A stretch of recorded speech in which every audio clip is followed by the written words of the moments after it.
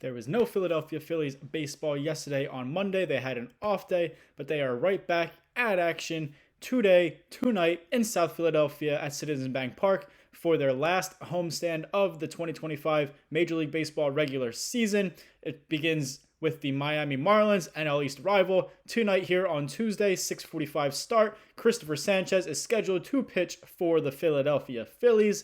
Welcome into Phillies Daily, everybody. I'm your host, Mike Hennelly. Make sure you guys subscribe for more Phillies content right there on Phillies Daily.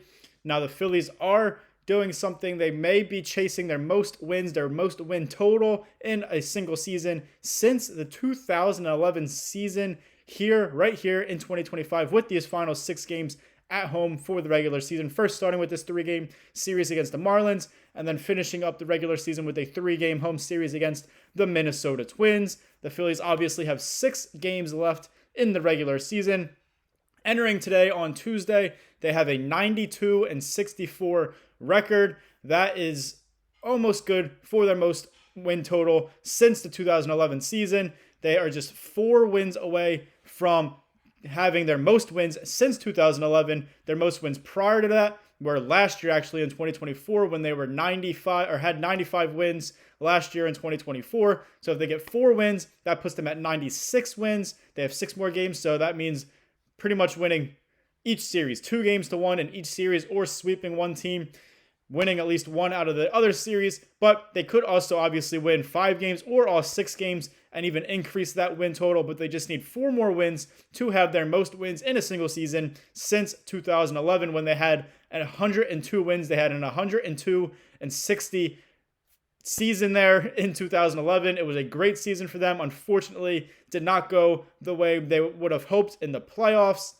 And then after that, kind of started those years of just treacherous seasons for the Philadelphia Phillies. There were a lot of bad years from 2012 all the way really up until 2019, 20, 21-ish, right before they started this run of making the playoffs for now their 4th consecutive season since 2022. So 92-64 entering tonight against the Miami Marlins. 4 more wins gives them 96 wins for the most win total since that 2011 season. And again, they could win 5 or even all 6 games. We'll see what happens. They do have a good shot here because both the Marlins and the Twins are below 500 here. The Twins a little bit more below 500 than the Marlins are, but still 2 teams that the Phillies should definitely handle and should definitely win each series, whether it's a sweep of both or at least 2 games to 1. And if they win at least 2 games to 1 against both the Marlins and the Twins, that gives them those 4 wins. That gives them 96 wins on the season and their most win total since 2011, when they had 102 wins. Now, not only are they chasing wins here, but the Phillies are also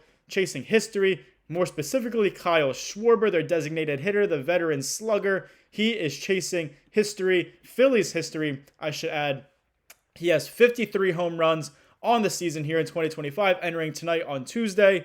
He is just 5 home runs away from tying former first baseman, the great Ryan Howard, for the most home runs in a single season in Phillies franchise history. Ryan Howard hit 58 home runs back in the day. That holds the record for the Phillies. Kyle Schwarber 5 away from tying it, 6 away from obviously breaking Ryan Howard's single season Phillies record with 59 home runs. Now, it is a little bit of a tall task for Kyle Schwarber. There's 6 games left. He needs 5 home runs to tie it, 6 home runs to break it. So that averages out to break it, obviously 1 home run per game. But we all know with Kyle Schwarber, his home runs do come in bunches. We've seen it all year long. We've seen it since he's been with the Phillies since 2022 and really throughout his career in Major League Baseball. One of the better power hitters in the entire league. We've seen it all year long. He has a case for the MVP here in 2025 in the National League, although Shohei Ohtani looks like the clear favorite with the Los Angeles Dodgers. But Kyle Schwarber has had an incredible season and just 5 home runs from tying the great Ryan Howard, 6 away from breaking his Phillies single season all-time record. We'll see what he does here in these final games against the Marlins and the Twins, but it's something to keep an eye on, something to look forward to in these last couple of games with the Phillies already wrapping up a playoff spot and the National League East title. They're unlikely to get that first seed over the Milwaukee Brewers, trying to hold on to that 2 seed for a first round bye and home field advantage throughout the playoffs, unless they are to face the Brewers at some point down the line. But this is one of the things that you can look at, trying to hope that Kyle Schwarber gets that record or breaks it to put his name in the Phillies all-time history books. Speaking of the playoffs, That's the most exciting time of the year here. Playoff baseball, there's nothing better than it, especially in Philadelphia. Red October, Citizens Bank Park. There is no better atmosphere in Major League Baseball. One of the best atmospheres, really, in all of sports is Red October at Citizens Bank Park during the Phillies playoffs. Now, right now, if the season ended today, it doesn't, but it's very close to, so it's starting to shape up two likely scenarios. The Brewers would have the number one seed in the National League. They would have the first round bye and home field advantage throughout the entire National League playoffs. The Phillies, number two seed, also a first round bye.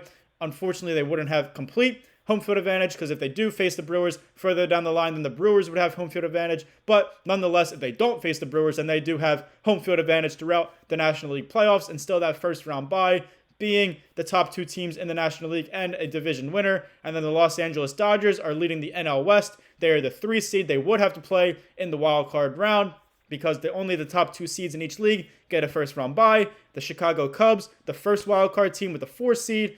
The Padres in San Diego, they are the second wild card team with the 4th seed.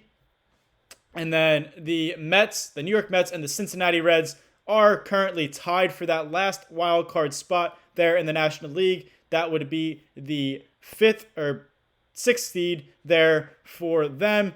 Whoever ends up claiming that would sneak into the playoffs and make a run possibly. So that is obviously in the wild card round would be right now if the season ended today, the Los Angeles Dodgers would be hosting either the New York Mets or the Cincinnati Reds in that series. And then the Chicago Cubs would be facing the San Diego Padres. The Phillies would end up playing the winner right now of the Dodgers and the Mets or the Reds, whoever get in that final wildcard spot. And obviously the Phillies would have home field advantage in the NLDS for whoever they play in that matchup. The Diamondbacks, though, however, we just saw the Phillies play them and lose that series to them 2-1 just the other day over the weekend. The Diamondbacks are playing a little bit of good baseball right now. They are fighting for their playoff lives. We've obviously saw that with them just wanting it more against the Phillies in that series lost to them over the weekend in Arizona.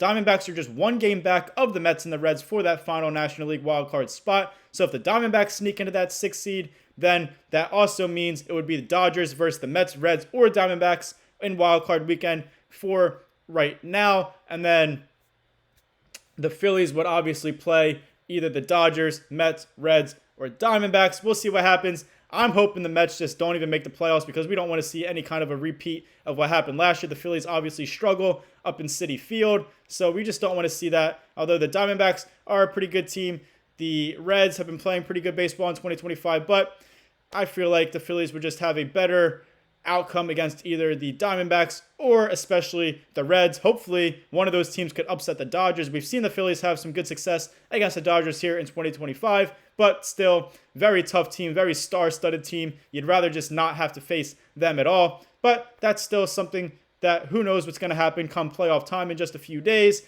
Speaking of being good against the Dodgers here in 2025, the Phillies do fare pretty well against all of these National League playoff teams or playoff contending teams here in this final week of the season. Again, they were 4-2 against the Dodgers in the regular season this year. Even last year in the regular season, they had the Dodgers number as well. I believe they were 5-1 against the Dodgers last year in the regular season. 4-2 against them this year. We all know, kind of went back and forth with the Mets this year. They actually had a losing record against the Mets this year, 6-7. However, they are coming off that latest 4-game sweep of them at Citizens Bank Park. The Mets did sweep them in 3 games as well a couple of weeks before that up at Citi Field. So 6-7 record against the Mets here in 2025. And then the Reds, the Phillies were 3-3, a 500 record against them, split the season series. Same with the Diamondbacks, 3-3.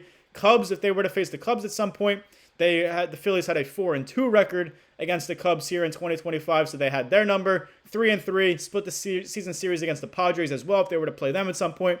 And then the other team that they had a losing record, just like the Mets, were the Milwaukee Brewers. They were 2-4 against the Brewers this year in 2025. The Brewers obviously have that tiebreaker. That's why I've been saying it's pretty unlikely that the Phillies do jump the Brewers, especially with so little games left for that number 1 seed, because if they ended up tying them, somehow the Brewers would still get that top seed because they have the tiebreaker with that 4-2 record against the Phillies here in 2025.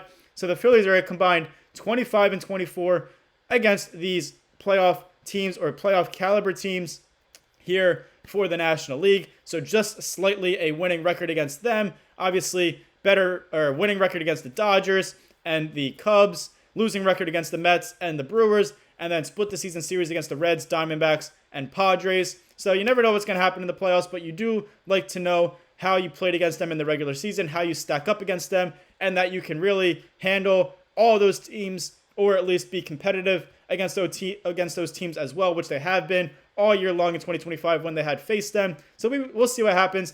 There was obviously no game yesterday, so that's why we were talking a little bit about playoffs since it's just right around the corner now. Just 6 more regular season games here starting today. Phillies have their last 6 games at home of the regular season. Christopher Sanchez on the mound for them to start this 3-game series against the Miami Marlins. Again, they should handle business against the Marlins and the Twins here, both below the 500 mark to end the regular season and end it on a high note, hopefully heading into the playoffs with a few more extra wins.